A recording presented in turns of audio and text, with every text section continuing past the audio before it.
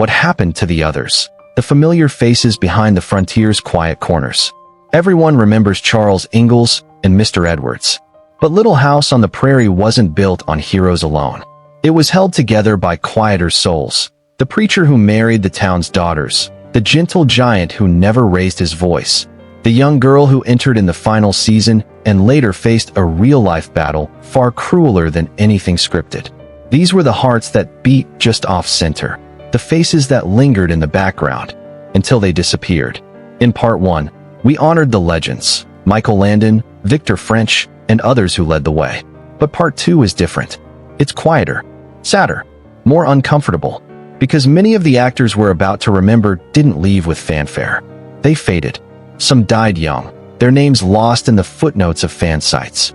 Others passed on with no headlines, no tribute, only a line in an obituary that no one in Hollywood read. Yet their stories matter, maybe even more. What happened to Jenny Wilder after her time in Walnut Grove? What kind of man was Merlin Olsen, the NFL star turned farmer? Why did a circus performer from Florida become one of the show's most unique characters? And what led to the silent, solitary deaths of men like Jack Lilly, Sam Edwards, and Dabbs Greer, who once brought the town of Walnut Grove to life? This is the part where nostalgia meets reality. And sometimes, reality hurts. So let's return one more time. Not to the prairie of dreams, but to the truth beneath it. Because remembering them isn't just an act of nostalgia. It's an act of justice.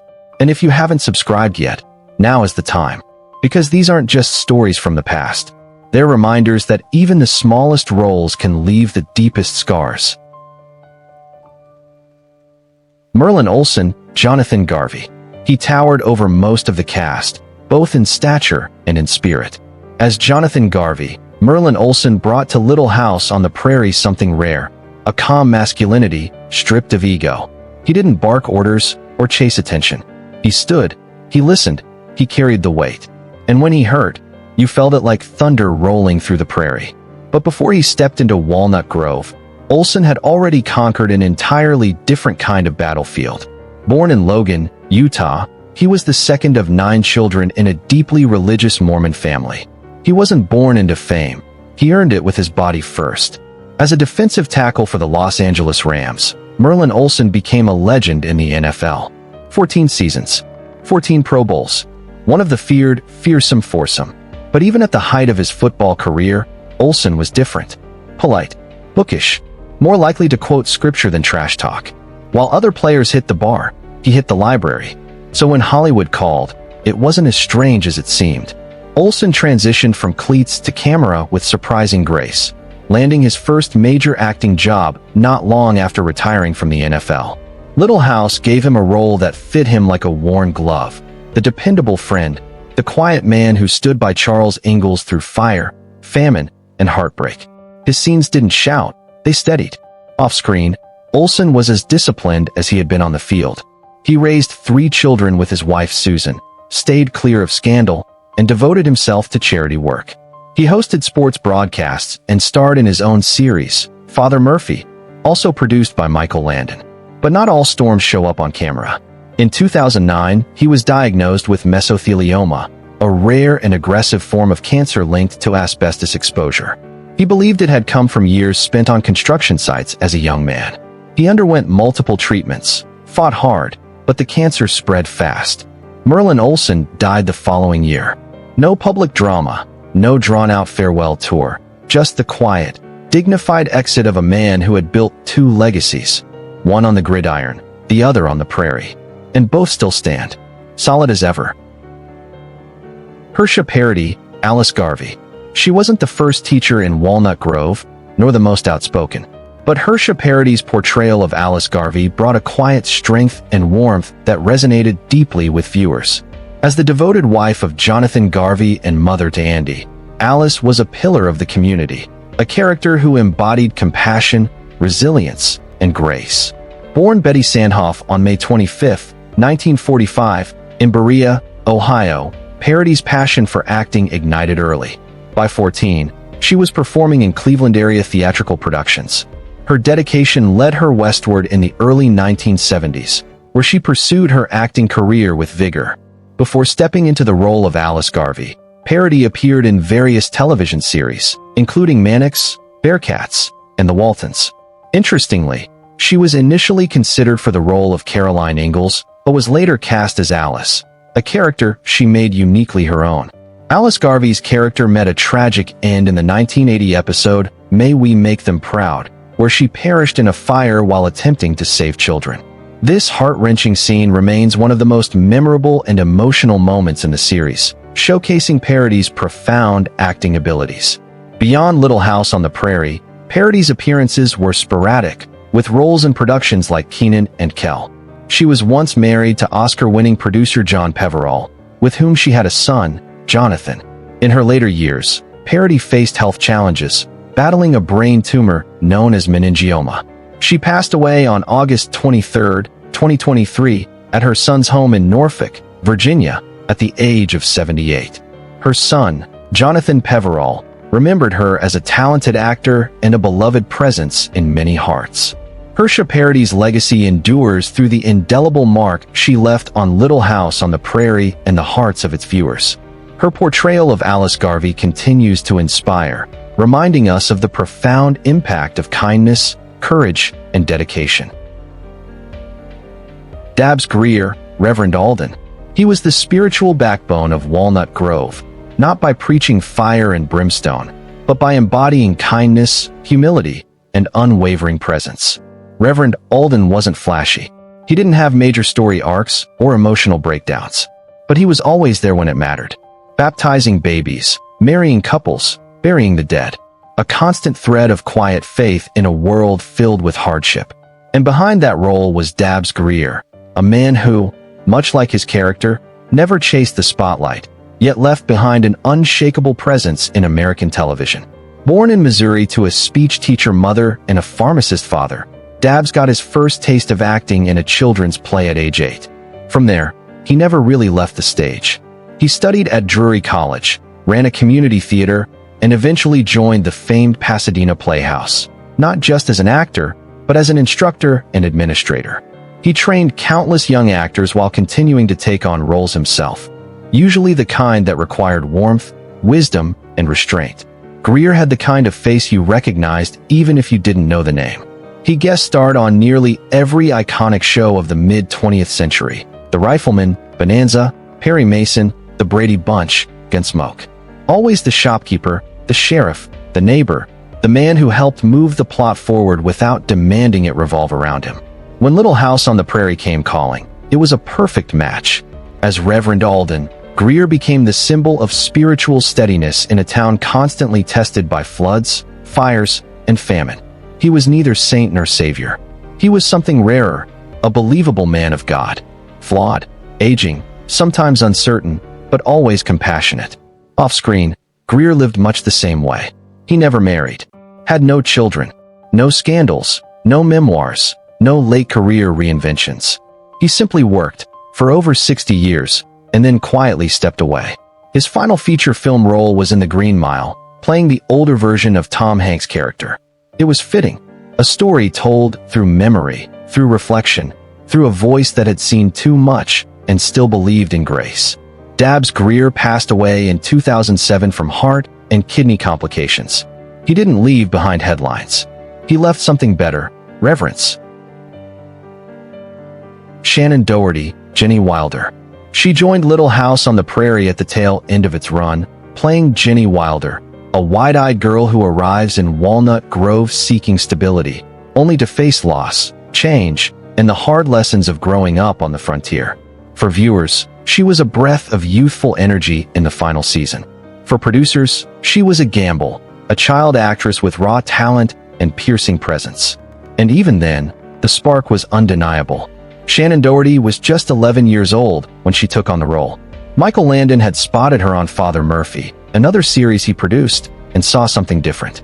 Something volatile, electric, and also fragile. Jenny Wilder wasn't a major role in the long arc of Little House, but Shannon's performance hinted at something more. And that more would come, fast, loud, and unforgiving.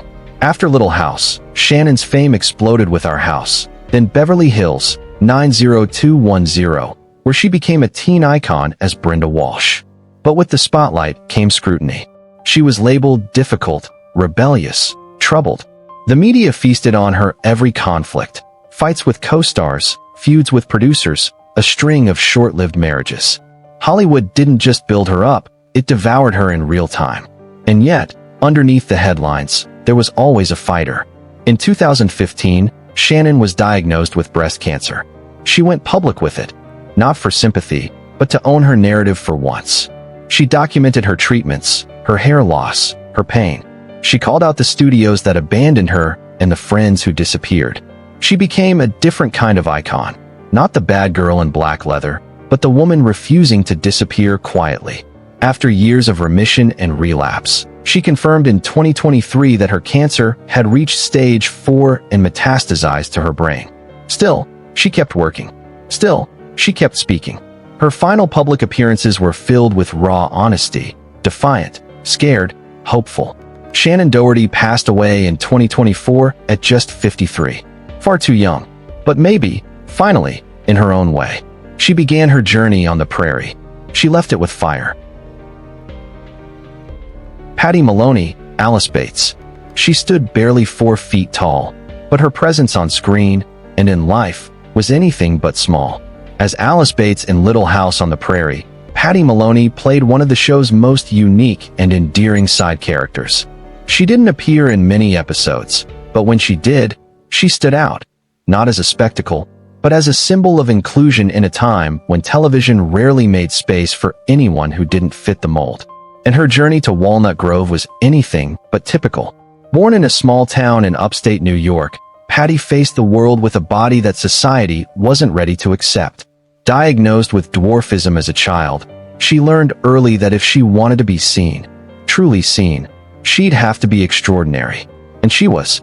From dancing in carnivals to joining the Ringling Brothers Circus, she built her stage presence through grit, humor, and sheer will. Her early life was a traveling performance, but it was also an escape from a world that didn't always know what to do with her. She tried to settle, got married, dreamed of a family, but her husband passed away young, and she lost a child. It nearly broke her. Her friends, sensing she was fading, pushed her back toward what had once saved her, performing. And from that came her second act. Patty moved to Los Angeles and found her place among the misfits of television. Actors who didn't look like anyone else, but had more charisma than most. She lent her voice to Hanna-Barbera cartoons, played in fantasy series. And then, one day, she arrived in Walnut Grove. There, among the Prairie's sweeping storylines and rustic charm, Patty brought something rare, a quiet dignity, a physical presence that defied mockery, and a character who simply existed as part of the town, not as a punchline. It was subtle, powerful, and important. Patty Maloney died in 2025 at the age of 89 after complications from strokes. Her passing made few headlines. But her life, lived on her own terms, full of color, sorrow, strength, and laughter, deserves to be remembered. She wasn't just a small person in a big world. She was proof that spirit is never measured in inches. Billy Barty, Mr. Bates. Long before Hollywood gave a thought to diversity or representation, Billy Barty was already forcing it to take a hard look at itself. As Mr. Bates in Little House on the Prairie, he brought warmth, humor, and humanity to a character who simply belonged, not as a novelty, not as a sideshow, but as a neighbor, a husband, a man. And that quiet normalcy was, in truth, groundbreaking. But for Billy Barty, breaking ground was never just about the screen. Born William John Burton Zeddy in Pennsylvania, Billy began performing at the age of 3. He was cast in vaudeville and early films, often playing comic sidekicks or exaggerated caricatures. With a height of 3 feet 9 inches, he quickly became familiar to audiences, but rarely respected by the industry that employed him. So he fought back, with his work, his voice, and his legacy. In 1957, he founded Little People of America, an organization that gave voice, dignity, and support to those with dwarfism. At a time when actors of short stature were used mostly for comic effect or background noise, Barty demanded recognition. Not just for himself, for all of them. His filmography spanned decades, including over 200 credits. He moved effortlessly between comedy and drama, always imbuing his roles with energy and truth. On Little House, his role was modest, a few scenes, a subplot. But it mattered, because Mr. Bates wasn't a joke. He was a member of the community.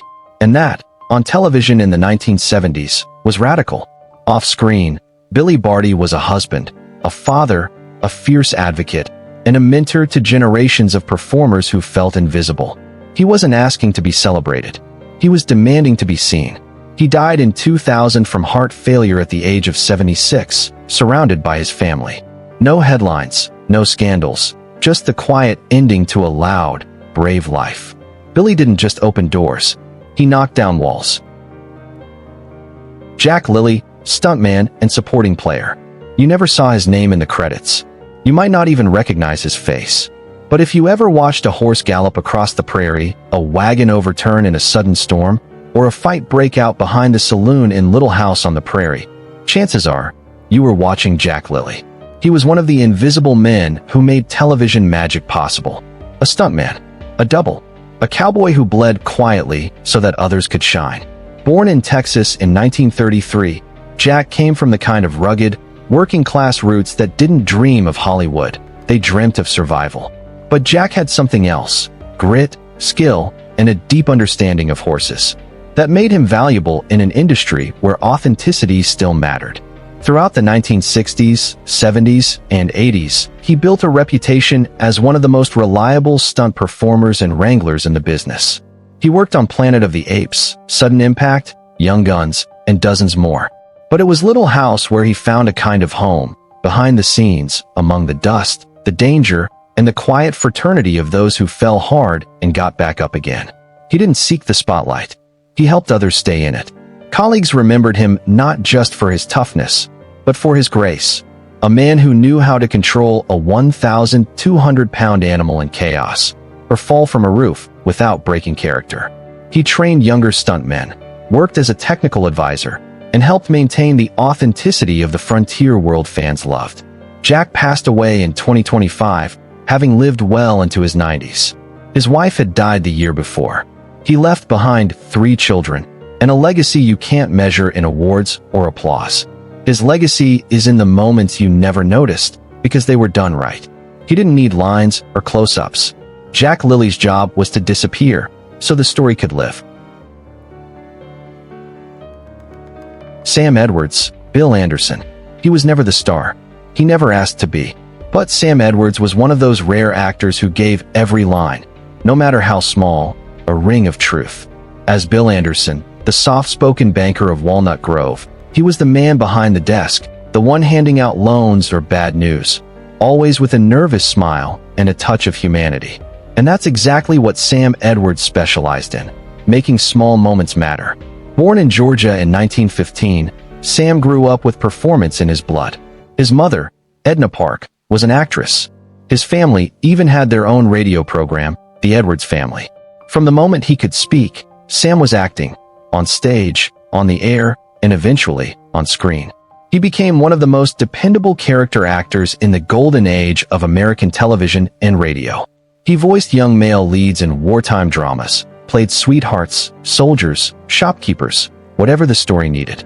You might not have remembered his name, but you remembered his face, his voice, his presence. His gift was subtlety. Sam never overacted. He underlined emotions with a glance, a pause, a nervous breath. That's what made him perfect for Little House on the Prairie. He blended into the fabric of Walnut Grove the way real people do in small towns. Not flashy, not loud, but essential, reliable, familiar. Off-screen, Sam lived a similarly modest life. He married once, stayed devoted to his family, and never courted fame. He wasn't chasing headlines, just good work. He passed away in 2004 from a heart attack, having acted steadily for nearly 7 decades. And though few fans list Bill Anderson as their favorite Little House character, they'd know the town felt different when he wasn't there. Sam Edwards didn't steal scenes. He made them feel real. Ernest Borgn, special guest star. He only appeared once in Little House on the Prairie, but when Ernest Borgn showed up, he brought with him the weight of a lifetime in cinema.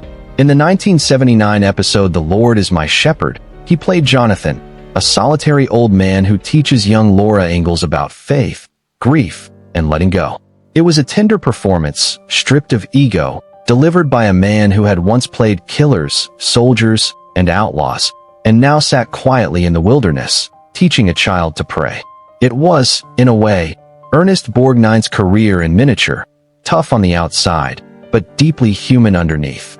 Born Ernest Borgn to Italian immigrants, he grew up scrappy and working class in Connecticut. At 18, unsure of his path, he joined the Navy and served for a decade, surviving war and hardship. After returning home, he tried factory work, but his mother saw something in him. "You're so dramatic," she told him. "Why don't you try acting?"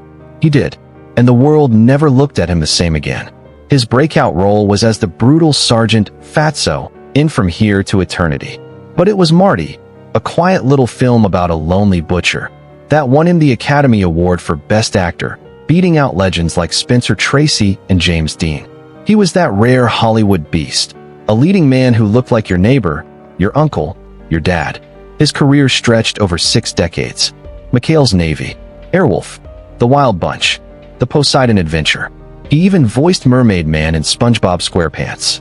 He never stopped working, never stopped laughing, and never once apologized for being himself, blunt, big-hearted, unpolished.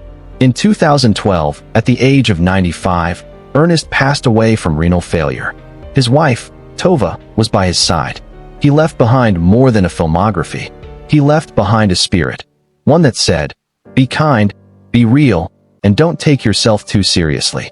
And in that one episode of Little House, he reminded us of something essential. Sometimes, the biggest stars shine brightest when they sit still. They didn't all wear bonnets or build log cabins. Some rode horses behind the scenes. Some appeared in just one episode. Others stood in the background, said a single line, and disappeared into the folds of the prairie wind. But each of them, every face we remembered in this second part, helped Little House on the Prairie feel real. Merlin Olsen brought strength without arrogance. Greer gave us faith without judgment. Shannon Doherty reminded us that even the youngest among us carry burdens unseen. Patty Maloney and Billy Barty showed us what true representation looks like. Not loud, not performative, but honest. Jack Lilly bled quietly for the art he loved. Sam Edwards turned a background role into an anchor. And Ernest Borgn, in just one appearance, reminded us that sometimes the most powerful sermons come from those with nothing left to prove. Fame forgot many of them, but memory doesn't have to. Little House on the Prairie was never just about one family. It was about a community, built by dozens of actors who gave their time, their bodies, their voices, and sometimes their final years, so we could believe in something more human than perfection.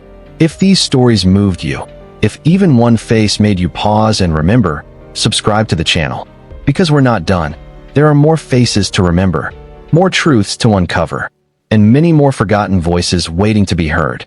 We remember them, so they don't vanish.